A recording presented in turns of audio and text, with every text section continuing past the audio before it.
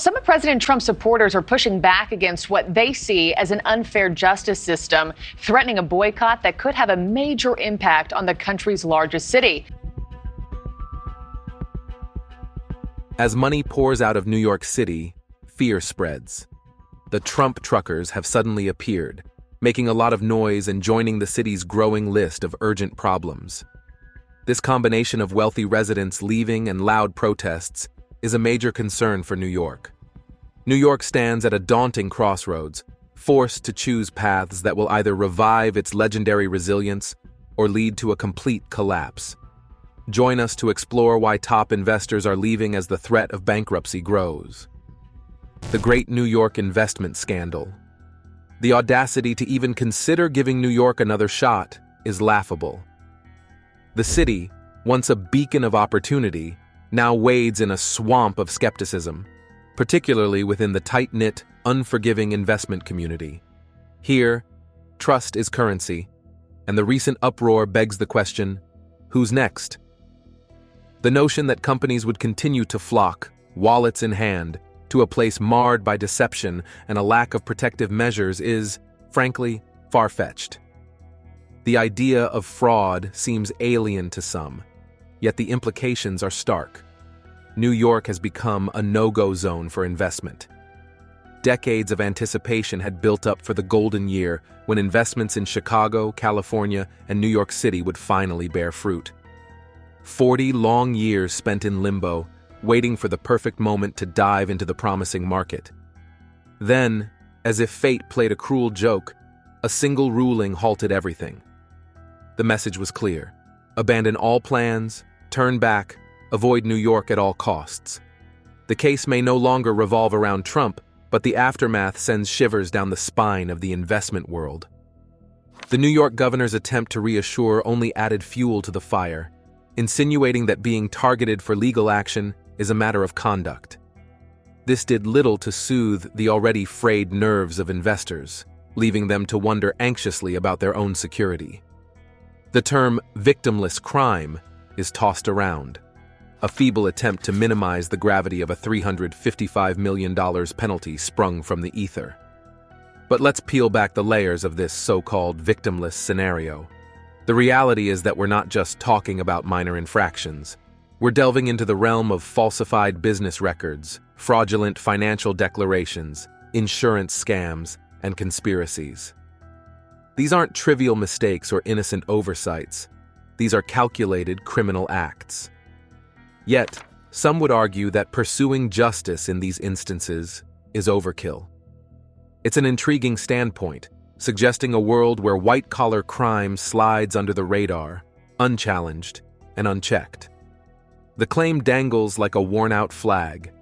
No case like this in 75 years. Apparently, the dark arts practiced in real estate, those so-called business norms, are as widespread as they are unchecked. It's a world where bending rules is just part of the game, everywhere, universally accepted, or so they say. Yet, here stands New York, breaking the silence, making an example. It shouts a warning, loud and clear, yet the message seems lost in the echoes of disbelief and denial. The real estate world reels, shocked, as if waking from a dream where all sins were forgiven, where lines blurred between right and wrong were just part of the landscape. New York, in a bold move, draws a line in the sand, challenging the status quo. The industry's reaction? Utter astonishment, disbelief at the audacity of holding one accountable. The logic behind the decision appears alien, unfathomable, a puzzle missing too many pieces. In the middle of this, the personal saga unfolds, a tale of disillusionment, of eyes wide open to a reality once ignored. The realization hits. New York, with its high-handed policies, towering taxes, and suffocating regulations, had already been sliding down the slippery slope to become what many dread, a loser state, akin to the dreaded fate of California. The label, once whispered, now echoes in the halls of investment circles. The verdict is in, unspoken yet clear as day. Investing in New York is off the table. the voice is not alone. It's a chorus, a growing consensus among the disenchanted, those burned by the fire of unexpected accountability. New York, once a beacon of opportunity, now wears the crown of cautionary tale, a stark warning to those who once played fast and loose under the forgiving gaze of LAX oversight. The message is clear. The game has changed, and not everyone is ready to play by the new rules. After New York's troubles, a new beginning appears elsewhere, showing how business is changing in America. A tale of ambition and dreams collapsed. In the dazzling, high-stakes world of real estate development, the crown jewel, the ultimate prize, is the construction of top-tier data centers. These aren't your run-of-the-mill buildings. They're behemoths, each with a price tag ballooning between $2.5 to $3.2 billion. Yes, billion with a B. They're not just expensive, they're voracious power guzzlers, demanding a slew of permits, ensnaring developers in a bureaucratic labyrinth.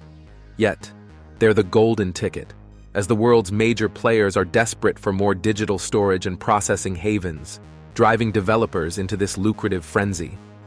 New York, with its iconic Niagara Falls, could have been the perfect match for such power-hungry projects.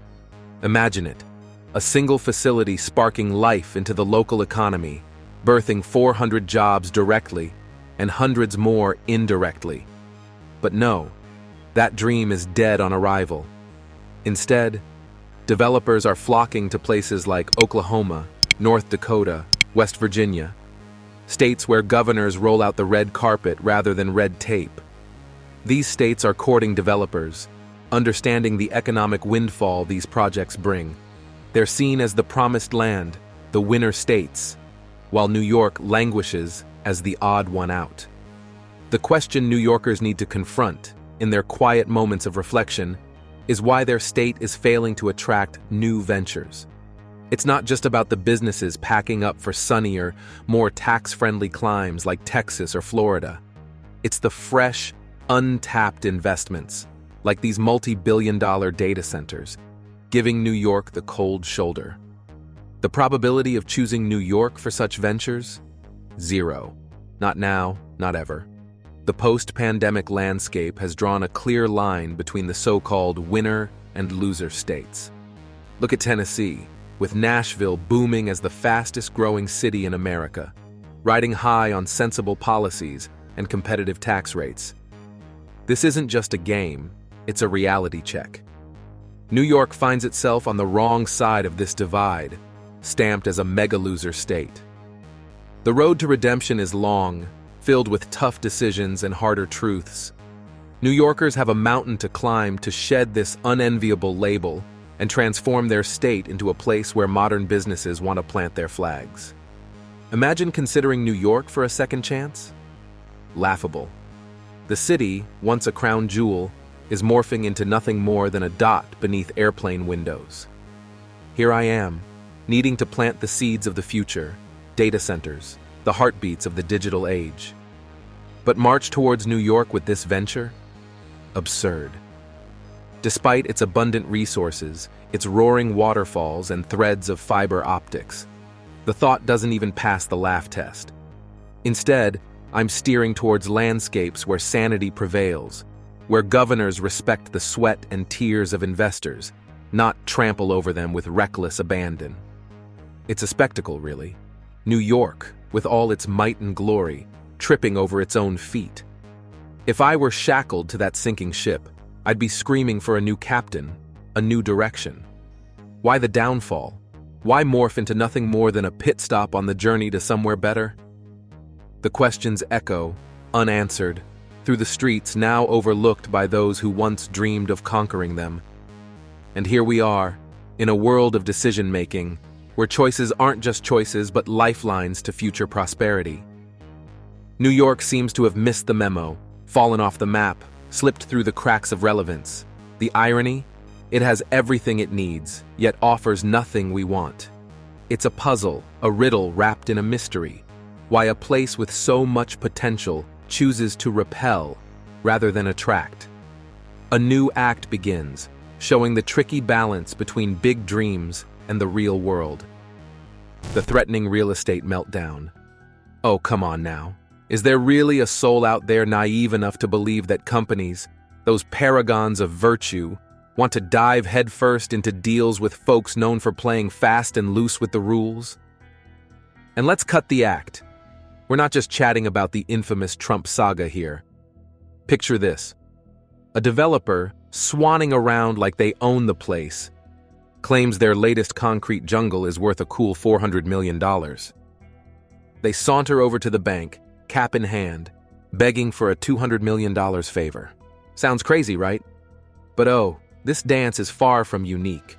It's practically a global ritual, a daily parade in the concrete canyons of every city, American or otherwise. Every developer you see fancies themselves a maverick, a visionary. They'll shine every light they have on their pet project, claiming it's the eighth wonder of the world, valued at $400 million. Meanwhile, the banks, those supposed guardians of fiscal sanity, embark on their so-called due diligence. They're supposed to be the adults in the room, right? Yet, what do? After a bit of theater, they come back, patting themselves on the back, saying, "Actually, it's worth $300 million, and we'll generously loan you $150 million. This back-and-forth haggling, this charade, has been the status quo for decades. It's the grease in the gears of American dreams, or delusions more like. But here's where the plot thickens. In this particular melodrama, even the supposedly swindled bank was caught on the stand, singing praises of their would-be swindler, eager to jump back into bed for another round of financial frolics. They claimed, with straight faces no less, "We didn't lose a penny. We're lining up for seconds." Yet the judge, in a twist of poetic justice or perhaps sheer lunacy, slaps the developer with a whopping $355 million fine. The message? A thunderous "no more," echoing across the states. It's as if they're saying every developer, every visionary with a blueprint, is a crook, a menace to society, deserving of a cell rather than a corner office. And what's the cherry on top? The grand finale? The governor herself, caught in the headlights, fretting over how this spectacle is perceived not just by the home crowd, but by the global audience. The world's investors, those with the gold to make the old American dream a reality, are now biting their nails, wondering what sort of madhouse they've been funneling their fortunes into. It's a circus, and not the fun kind. No, this is the kind where the clowns are running the show, and everyone from Main Street to Wall Street is left wondering, what on earth is the real estate game coming to? So let me get this straight. Are we seriously considering dumping our hard-earned cash into the chaotic financial abyss that is New York post-scandal? Come on, let's not kid ourselves. When I throw out the question, who actually lost out here? I'm not trying to play detective. It's pretty obvious. Picture us, you and I, plotting the future of our shiny new data center. I lay it out for you. There's New York, freshly embroiled in controversy, practically a beacon of warning signals. Your wallet's on the line here, partner. You're not just some spectator. You've got skin in the game now. You're an entrepreneur, shoulder to shoulder with me in the trenches. But then, there's the alternative. Let's call it the safe haven package. We've got Oklahoma, North Dakota, West Virginia. Places where the governors aren't just figureheads, but actual seasoned business veterans. These states are like the promised land of power, permits, and pro-business policies. Honestly, why would we even consider New York with its freshly minted badge of chaos when these utopias beckon? Here's the real kicker. In the grand scheme, haven't we just slapped a giant "proceed with caution" sign on the once glorious state of New York? And its hardworking citizens? Shouldn't they be clamoring for a leadership overhaul to dodge the dreaded flyover state label? Remember, we're talking about the state crowned with the dubious honor of highest taxes, a regulatory maze worthy of a Greek tragedy, and management that makes you wonder if they're secretly competing for the worst in history. And then, as if the state didn't have enough on its plate, they throw in this latest spectacle, a so-called victimless crime. But let's not get sidetracked with the whole Trump circus. This isn't about him. This is bigger.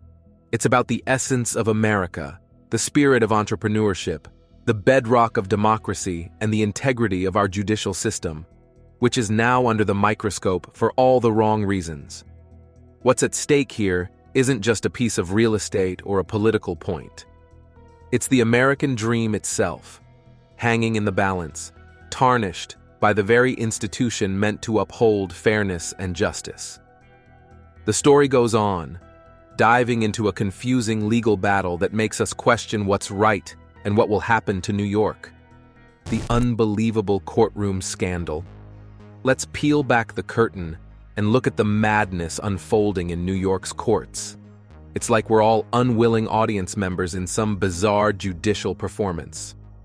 Picture this: a judge, sitting high and mighty in the heart of New York, decides to throw a financial grenade in the form of a $355 million penalty. And for what? A case that seems to have left everyone's bank account strangely untouched. Really, what's the deal here? Is this the new definition of justice? Or has the New York legal system decided to moonlight as a surreal reality TV show? The entire situation screams for a dose of common sense. It's as if the city's legal authorities are competing for the most outrageous plot twist in an already unbelievable drama. Why is the city that claims to never sleep seemingly snoozing through this judicial farce? It's transforming, all right, but into a nightmare of illogical decisions and financial punishments that seem more vindictive than righteous. And let's not get sidetracked by the Donald Trump angle. This fiasco is bigger than any one individual. This is about the core of New York itself, a city that was once the shining beacon of opportunity and fair play. But now, it's as if the Big Apple is being hollowed out, not by pests, but by its own custodians of law and order, who seem more interested in making grandiose gestures than in serving justice. What we're witnessing is not just a blip or a quirky story for the evening news. This is symptomatic of a deeper rot, a kind of moral and logical decay festering at the heart of New York's legal establishment. It's a tragic comedy, minus the comedy, where the stakes are real and the consequences are felt not just by the so-called big players, but by every onlooker, every citizen who once believed in the fairness and integrity of their city's system. Now, let's not gloss over the echo chamber of outrage from Trump's camp. They're screaming from the rooftops, claiming injustice, heralding a boycott that could send shockwaves through the veins of America's most iconic city. But is this uproar just a storm in a teacup? Or are we staring down the barrel of a nationwide backlash? This isn't just a random misstep. It's shaping up to be a seismic shift in legal proceedings. We're not talking about a forgettable episode.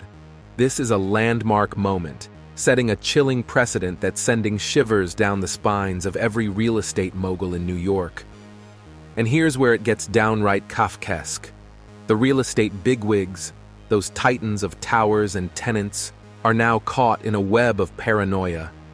They're left second-guessing every deal, every valuation, haunted by the specter of a potential future where a Republican, as rare as a unicorn in New York's current political landscape, might wield this precedent like a weapon of mass disruption. The irony? These were sophisticated, street-smart banks that combed through every claim, every figure, and still, the loans were repaid. With interest, no less. Victim? Please. There's more victimhood in a Shakespearean tragedy than in this entire legal charade.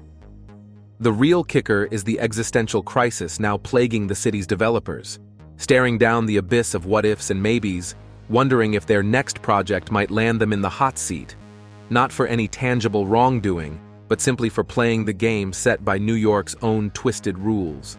This isn't justice. It's a cautionary tale, a stark warning that the winds of change might just be hurricane-force gales, ready to upend the very foundations of New York's real estate empire. So what's the deal with Governor Hochul claiming this mess is a rare event, just because Donald Trump supposedly crossed some mystical line, and turned into the ultimate bad guy. Oh, you fine folks. As long as you're playing by the rules, you're golden. But let's get real. Everyone's on edge. Every single investor is pacing the floor, scratching their heads thinking, where's the so-called victim in this drama? Who's actually out of pocket? We're talking about a judge pulling numbers out of thin air, making decisions like they're playing Monopoly. And the New York legal community? Silent as the grave. Is New York's downfall a simple misstep or an indicator of a larger American dilemma? Dive into the debate and share your insights. Don't forget to hit the like button and subscribe for more.